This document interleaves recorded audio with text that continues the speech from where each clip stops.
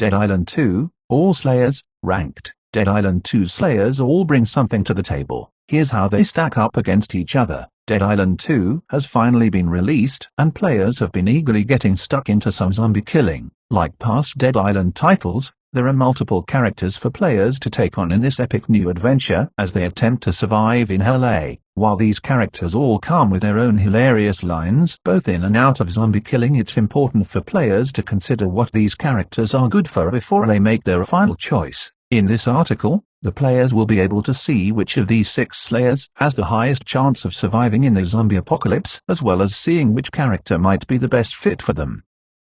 Number 6. Bruno. Many of the other Slayers available in Dead Island 2 tend to lean towards Chaos, as they benefit greater from getting stuck into horde combat. Players that are expecting to use Bruno may find themselves sneaking around a lot more often, especially if they are considering using Bruno while playing solo. All Slayers come with 2 of their own innate skills that will benefit them in Hell A, and for Bruno, these cards focus on being quick and lethal. With a skill like Backstab, players will want to always be behind their opponent, as Bruno gets a moderate damage boost when attacking zombies from behind. This method becomes a lot easier when playing in co-op. His other skill is Rapid Reprisal, which increases the agility and heavy attack charges of Bruno when he avoids an attack with block or dodge. Number 5. Amy. While Bruno attacks quickly up close, Amy's skills steer her toward ranged combat. With Amy having the lowest toughness of the 6 Slayers, it's of no surprise that players will want to use her from a distance. The perk Relief Pitcher benefits this greatly, as she will regain stamina when hitting zombies from a distance with a weapon throw. She can then quickly swap weapons to continue attacking. Amy is for players who are always looking for opportunities. That's why her second skill of Divide and Conquer gives her a minor damage boost when attacking an isolated zombie. This allows her to deal even more damage when she finds zombies alone, though she will begin to struggle in larger hordes. Thankfully, her high agility stat means she can easily escape the danger if she becomes overrun.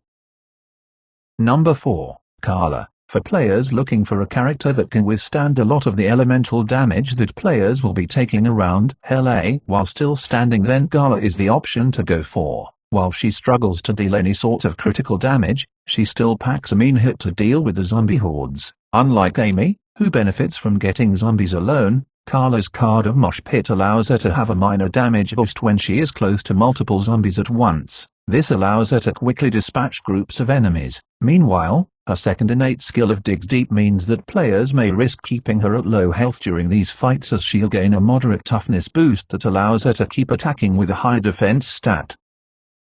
Number 3. Jacob. As seen on the front cover of Dead Island 2, Jacob is arguably one of the most favored options in the game. His innate skills and stats may reveal why this is the case. Firstly, Jacob has the highest peak health, and therefore he may be a great option for a player that is new to the Dead Island franchise. However, he does also have the lowest resilience. Therefore, players have to be mindful of the elemental damage they take. Jacob is all about hitting fast with the Feral skill. When hitting a zombie in quick succession, the player will receive a minor damage boost. Combining this with critical gains means when his stamina starts to get low, Jacob is more likely to do critical hits, as well as a boost to this damage and a boost to regain his stamina.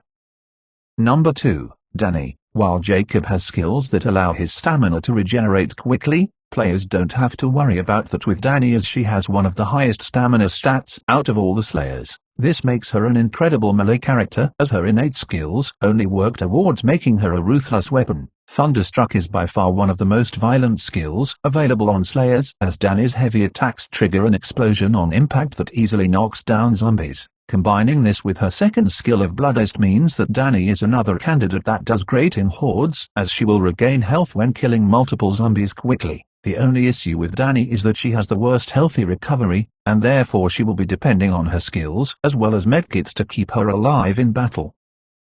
Number 1. Ryan. By far one of the greatest options of Slayers that is more than likely to keep a player alive is the final choice of Ryan, who could easily be seen as the brute of the game. With the greatest toughness stat, Ryan is less likely to be taken down by the average zombie and has a moderate resilience stat to also block elemental damage. Ryan is only made stronger by his innate skills, as retaliation means Ryan will gain a moderate force boost after blocking or dodging an attack to easily push down an enemy. Once knocking them down, this will set off his second skill of Seesaw, where Ryan will regain health once pushing over a zombie.